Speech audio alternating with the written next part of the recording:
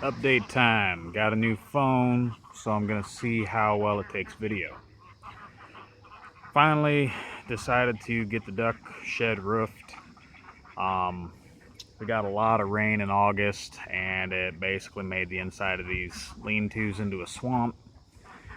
And I'm always looking for ways to reuse products and materials that other people throw away. So, this is what I came up with. Those are 55-gallon plastic drums that I've cut into shingles. Now, the way I did it is I took a section of a door that I had already cut out from another shed out of a barrel. It was about a foot. And I'd marked it all the way around that barrel at a foot on top and bottom, drew a straight line, and cut it straight up that line, or as straight as I could. So this would have been the top of your barrel. You got your two ribs, and this would have been the bottom of your barrel. All right, you get about 6 panels per barrel out of that. One's going to be slightly shorter than the rest. Probably could have spaced them out more evenly. The main thing is when you go to cut it, you want to cut up those lines all the way around the barrel before you cut your top and bottom off. And I find it's easier to cut the bottom off and then the top last, because that top's got a lip on it where you can help pull it around to your saw as you're going. You want to cut it back far enough that you are not leaving some of the thicker material where it bevels in, because it'll make it harder for this stuff to want to lose that curve. As far as attaching it, I used construction screws and put 3 up against the top, here, here, and here, just like you would with normal shingles. You stagger your pieces over the seams. Unlike normal shingles, I didn't butt them up against each other. I actually laid them over top each other on each row. I haven't cut these ones off yet. But that is what I'm going to do for my shingles on this shed. I did the other side already. Currently starting to work on the storage loft up above. If you haven't seen this shed before, the idea originally was that each lean-to would house some breeding groups of ducks in the spring, and then once they were done, I'd use them to grow out young ducklings, and the center part would be for garden equipment storage, possibly some potting benches, stuff like that. Currently, since we're still setting everything up, I'm going to have to modify that plan for the time being. There's the big door in the back. I haven't finished a lot of it yet. The front door here, I'm going to do as a Dutch door so that I can leave the top section up and open for additional light. Now eventually I'm going to put a window here, and probably 2 windows up there, because this is all facing south. But this is basically the layout that I've got going. Got my tools nailed up on this wall.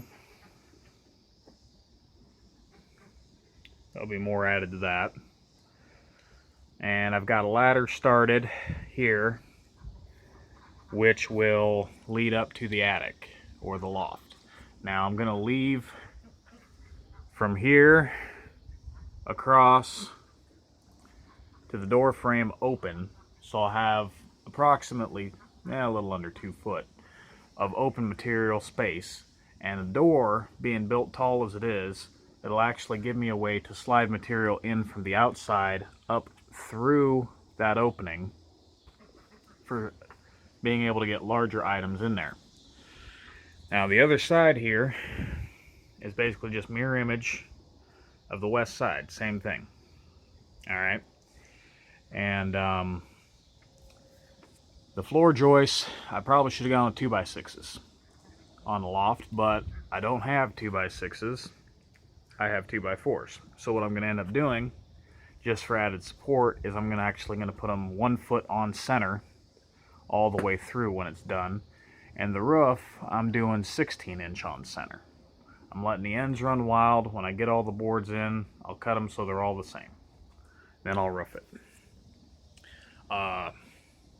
Here again, folks, I don't know, like I said, if you haven't seen this shed before, this entire shed has been built with the exception of the screws, the gas to get the materials, and two 10-foot 2x4s out of completely salvaged material. Alright, it's 8 foot deep and 16 foot across.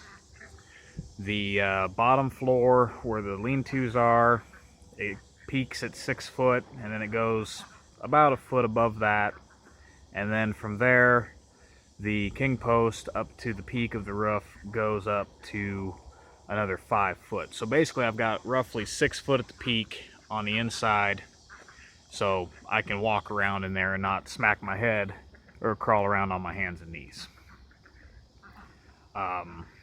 If I was buying material and had all the power tools all summer, I'd have been able to get this done in a month.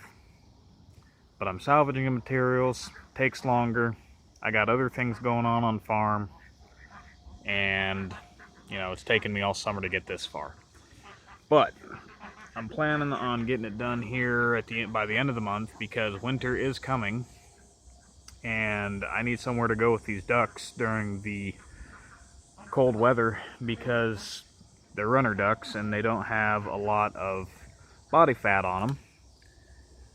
The other reason is that I'm trying to hurry up and get this done is right now I got a lot of hens and several drakes, and what I'm going to do, I'm going to keep the drakes over in this section, and then from here over I'm going to winter the hens, because honestly I need more hens than I need drakes. The only reason I'm keeping the drakes is so I can raise replacement ducks each year for the laying flock, and I want to keep drakes of different colors because I'm raising different colors, and I want to be able to breed them in their pure colorations so that excess birds can be sold for 4-H and exhibition, those sorts of things. Each side has its own little pond. There's one there, there's one there. Gardening with these ducks has been a definite learning curve. My idea with the ducks basically came out of the fact that they use them in wineries as pest control and in rice paddies. Well, I knew they herd them out there every day and they herd them back to a main paddock, and that was about all I knew about it.